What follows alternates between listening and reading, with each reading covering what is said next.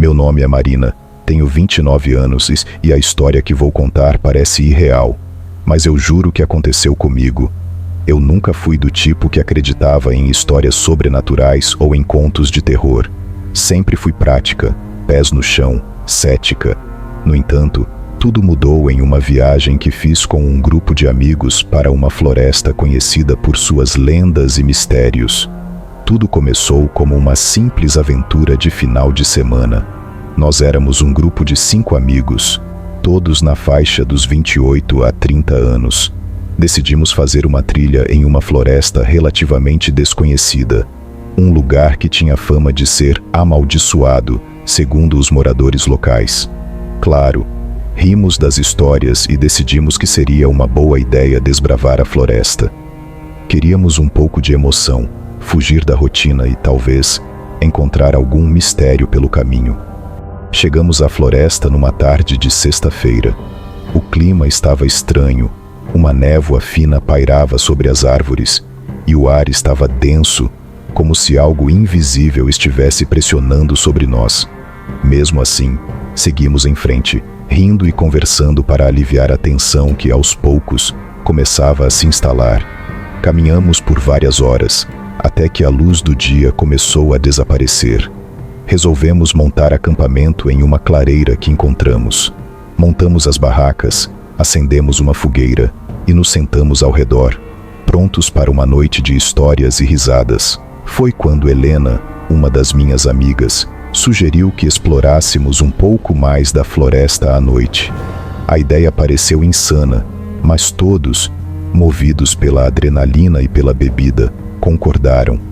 Eu hesitei por um momento, uma sensação estranha tomando conta de mim, mas não queria ser a única a ficar para trás. Então, peguei minha lanterna e segui o grupo. A floresta à noite era diferente. O silêncio era absoluto, quebrado apenas pelo som de nossos passos nas folhas secas e por algum eventual ruído que não conseguíamos identificar. A sensação de estar sendo observada era constante. As sombras das árvores criavam formas bizarras ao nosso redor, e a névoa parecia mais espessa, tornando a visão à frente quase impossível. Caminhamos por mais ou menos 1 hora até que chegamos a um lugar que parecia errado. As árvores ali eram retorcidas, com troncos negros e secos.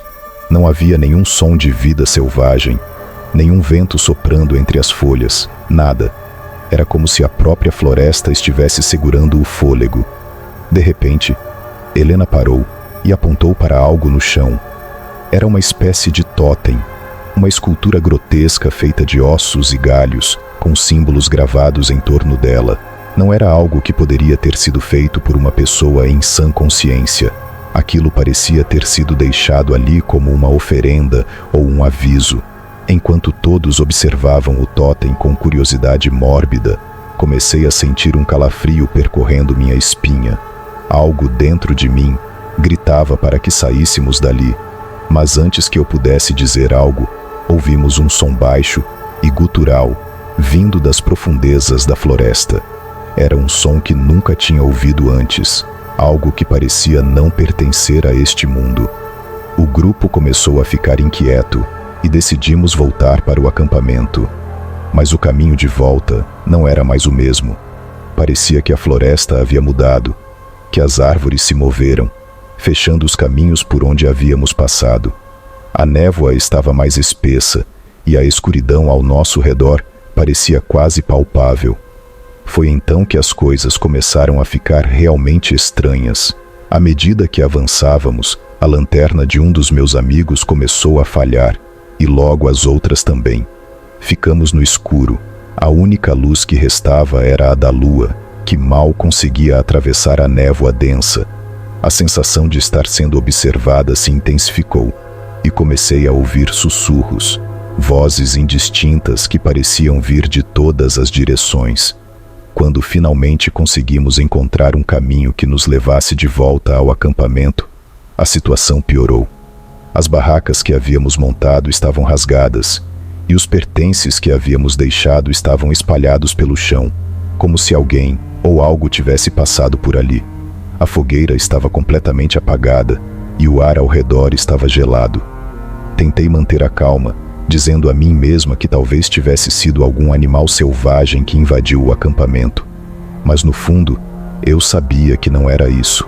A energia do lugar estava errada, pesada, como se algo invisível estivesse nos observando, esperando para atacar. Decidimos que era hora de sair dali, mas quando começamos a arrumar nossas coisas, a floresta ao nosso redor ficou mais sombria. Era como se o tempo estivesse paralisado, e o que era uma noite comum se transformou em um pesadelo. As árvores ao redor da clareira pareciam se fechar sobre nós, e os sussurros que antes eram distantes, agora estavam próximos, quase dentro de nossas cabeças.